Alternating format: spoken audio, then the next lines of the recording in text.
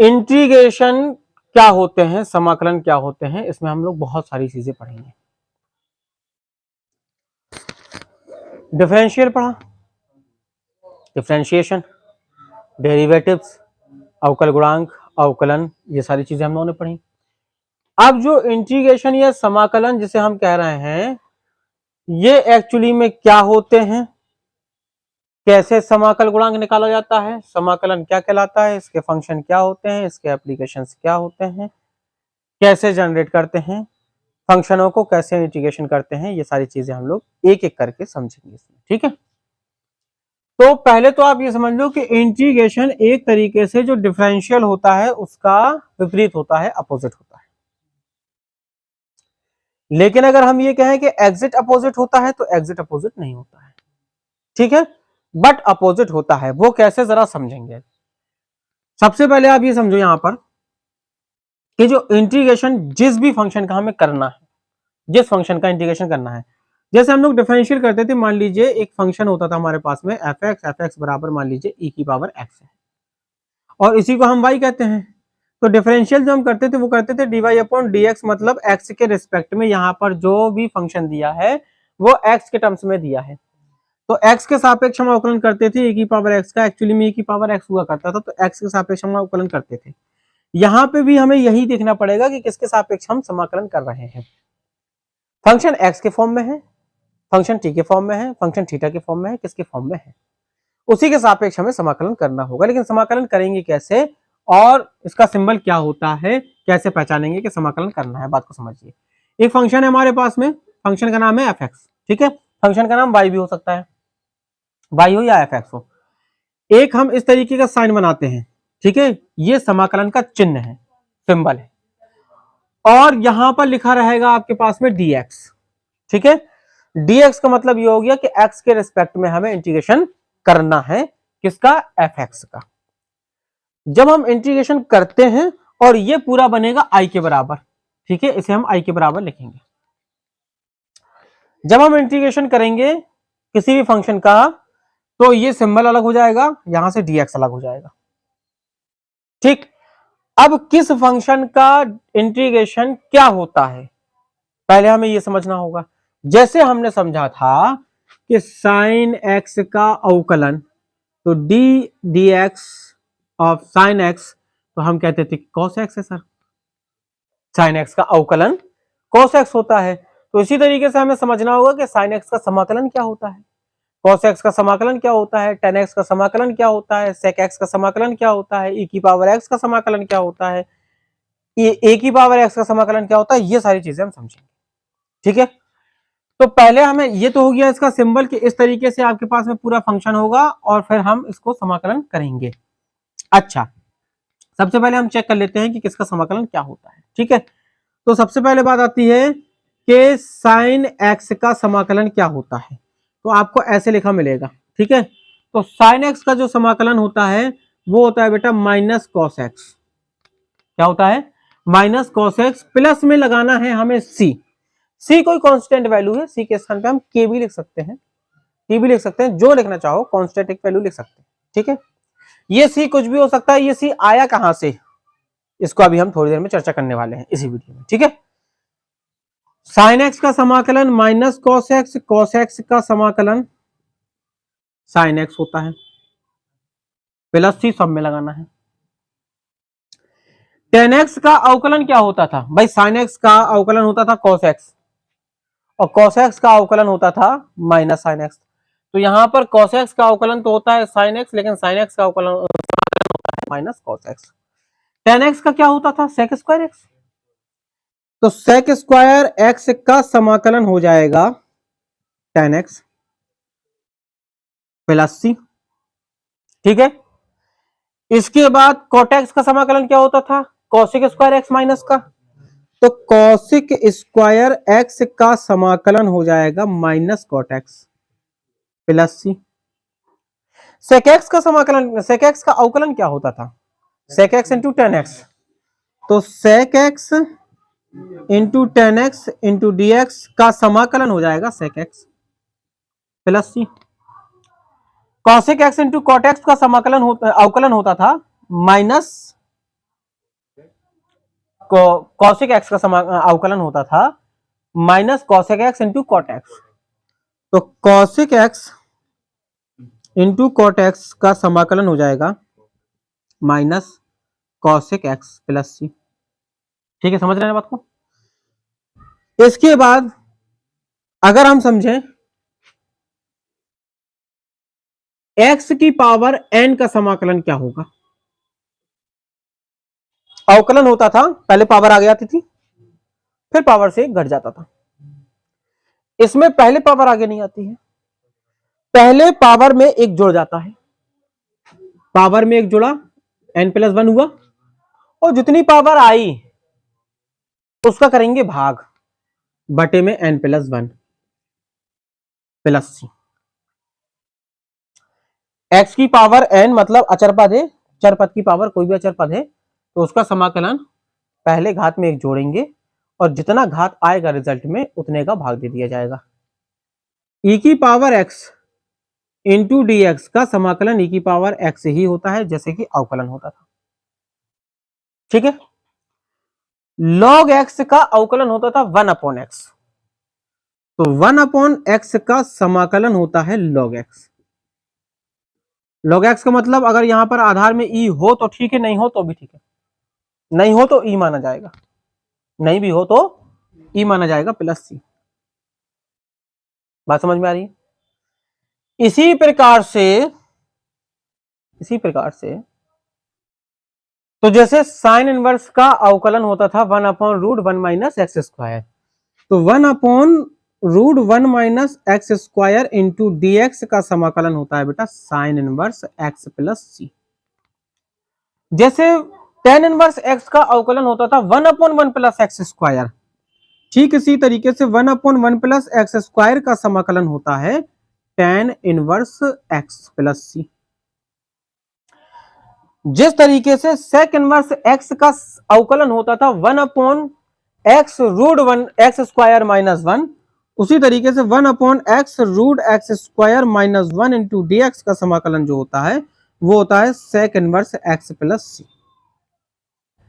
अब ये सी का फंडा एक्चुअली में क्या है। सी का फंडा ये है कि बेटा एक बात बताओ, मान लीजिए एक फंक्शन है हमारे पास में e की पावर x प्लस 7, इसका हम डिफरेंशिएशन करना चाहते हैं, तो डिफरेंशिएशन अगर हम करेंगे तो ये क्या बनेगा dy/dx, e की पावर x का e की power x plus 0, constant value का 0 होता था। राइट, बात क्लियर है ना।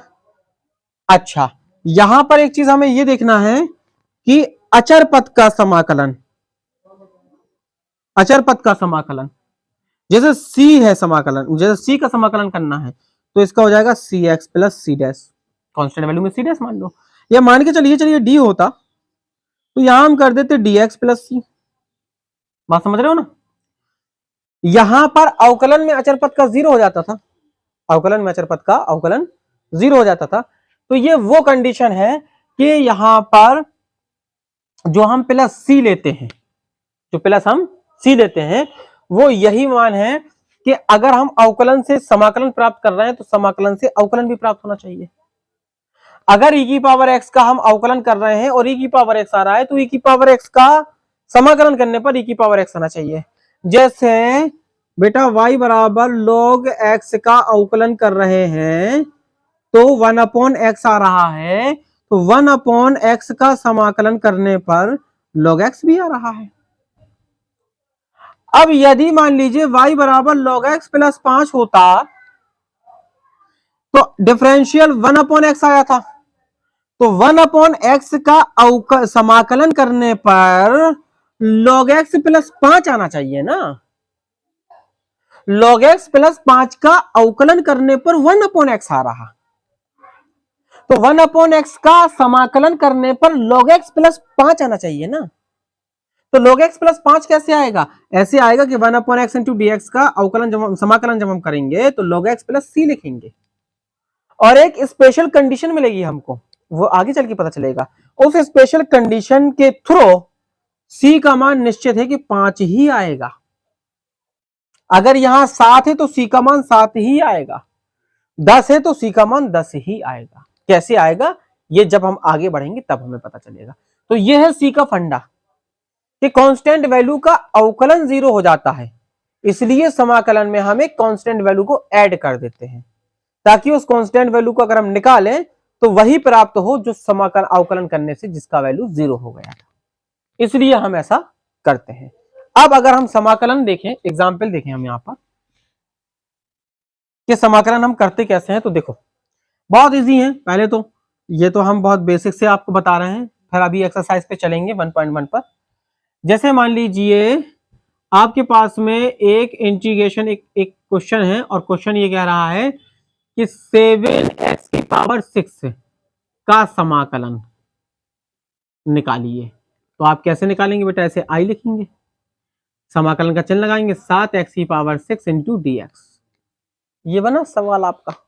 ठीक, समाकलन करने का तरीका क्या है, समाकलन करने का तरीका यह है कि 7 तो ज्यों का त्यों रहेगा, 7 ज्यों का त्यों रहेगा, इसके साथ में एक वेरिएबल लगा हुआ है तो वेरिएबल का समाकलन होगा, और यदि वेरिएबल नहीं होता तो 7 का केवल 7x हो जाता, 7 का 7x हो जाता, क्योंकि कांस्टेंट वैल्यू का समाकलन जब हम करते हैं तो उसमें x जुड़ जाता है इनटू में। अगर x के सापेक्ष समाकलन कर रहे हैं, अगर t के सापेक्ष कर रहे हैं तो 7t आ जाता, थीटा के सापेक्ष कर रहे हैं तो 7 थीटा आ जाता। तो यहाँ पर x की पावर 6 था, तो हमने क्या पढ़ा समाकलन में, हमने ये पढ़ा कि x की पावर n का समाकलन x की power n plus 1 upon n plus 1 होता है, यानी x की पावर 6 का समाकलन x की पावर 6 प्लस 1 अपॉन 6 प्लस 1 अर्थात 7, और प्लस c, 7 से 7 कैंसिल हो गया, x की पावर 7 प्लस c इसका आंसर आ गया। किसी को कोई डाउट नहीं, e की पावर x का समाकलन e की पावर x ही होता है। लेकिन आपके पास में एक क्वेश्चन है e की पावर 5x इंटू dx, इसका समाकलन क्या होगा भाई, e की पावर x का फॉर्म है ना ये, e की पावर 5x e की पावर x को ही बिलोंग कर रहा है ना, तो e की पावर 5x का e की पावर 5x हो जाना चाहिए, प्लस c लग जाना चाहिए। बट e की पावर 5x का अगर हम अवकलन करते, e की पावर 5x का अगर हम अवकलन करते तो e की पावर 5x का e की पावर 5x आता, और इनटू में 5 आता, 5x का 5 हो जाता, तो यहां पर क्या आएगा, बटे में 5 आएगा। क्या आएगा, विपरीत होना चाहिए ना, क्योंकि अगर हम इसका समाकलन कर दें इतना ही मिल जाएगा हमें, इसका अगर हम समाकलन करेंगे तो इतना ही मिल जाएगा हमें, इसका हमने समाकलन किया तो इतना मिला, सॉरी इसका अवकलन करेंगे तो वापस इतना मिल जाएगा हमें।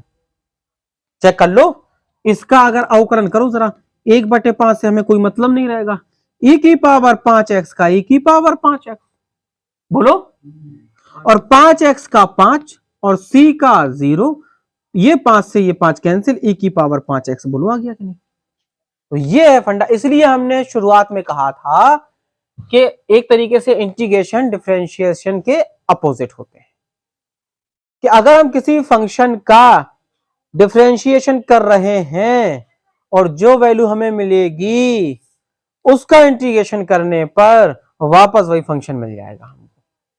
अब आई बात समझ में, e की पावर 5x का समाकलन करने से इतना प्राप्त हुआ तो इसका अवकलन करने से इतना प्राप्त हो जाएगा, यह है कहानी। तो बटे में आ गया आपका 5, ठीक है। इसका मतलब यह है कि जो भी किसी चीज का गुणांक हो, डिफरेंशिएशन में गुणा हो जाता था उसका और इंटीग्रेशन में भाग हो जाएगा उसका। जैसे अब हमने ये कहा, आपके साथ में एक क्वेश्चन है और वो क्वेश्चन ये कह रहा है कि i इज इक्वल टू समाकलन 5/x इंटू dx। बोलो कैसे करोगे समाकलन, कैसे करोगे इसका भाई, इसे हम ऐसा भी लिख सकते हैं ना, 5 से कोई मतलब नहीं, क्योंकि 5 के साथ में वेरिएबल है, तो जिसके साथ में वेरिएबल है उस कांस्टेंट को हमें कुछ नहीं करना है, उस कांस्टेंट वैल्यू को हमें कुछ नहीं करना है। अब हम इसे 1/x इंटू dx लिख सकते हैं ना, 1/x का इंटीग्रेशन क्या होता है, log e x, तो 5 log e x plus c। अगर हम इसका डिफरेंशिएशन कर देना तो हमें 5/x प्राप्त हो जाएगा, समझ रहे बात को? तो ये है कहानी कि किसी भी चीज की अगर अपन लोग अवकलन करते हैं, समाकलन करते हैं इनमें से किसी का, तो आपको ये याद रखने होंगे, और ये भी कैसे बनते हैं फार्मूले, ये भी हम आपको बता देंगे कि एक्चुअली में साइन एक्स बराबर माइनस कॉस एक्स बराबर साइन एक्स, ये सब कैसे आता है। तो एक प्रथम सिद्धांत होता है, प्रिंसिपल, फंडामेंटल प्रिंसिपल, उसके अकॉर्डिंग हम इन सब चीज को क्रिएट कर सकते हैं कि इसका समाकलन इतना ही कैसे होता है। तो ये चीजें आपको याद रखना है। फिर इसके बाद में हम लोग एक्सरसाइज 1.1 पे चलेंगे।